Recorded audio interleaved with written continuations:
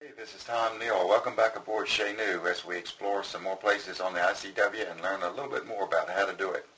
Good morning again. It's another morning, and we're there in the Waccamaw Swamp in South Carolina. It's one of our favorite parts of the ICW. There are a lot of favorite parts, as you probably noticed. But this is an ancient swamp. It has sections of it that were old rice fields many, many years ago, and there are lots of creeks going up into the swamp. It's a good place to explore in your dinghy, except you can get very, very lost very quickly. In the springtime, if you explore in your dinghy, you'll find many things, such as those logs on the shore are really alligators, and they're kind of hungry because they've just been maybe sleeping for a long time, and sometimes those vines hanging down from the trees are snakes.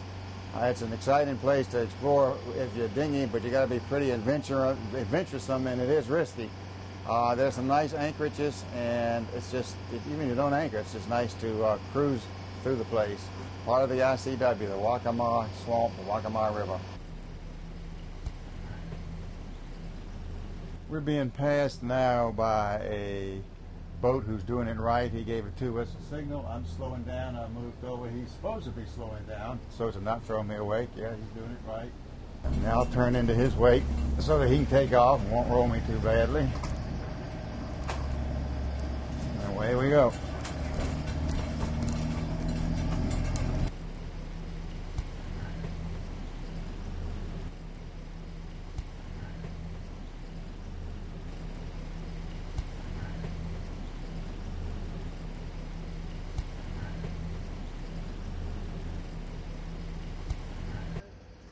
We're coming up on a dredge in Buttermilk Sound in Georgia.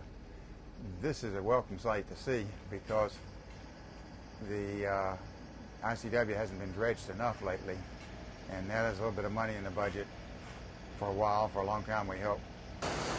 When you're passing a dredge, you've got to be very careful. The water is obviously shallow, that's why the dredge is cut where it's deep, very close to the dredge and very narrow. So call the dredge up, ask how you should proceed, and how you can avoid interfering with his operations. They usually stand by on 13. Proceed very, very cautiously.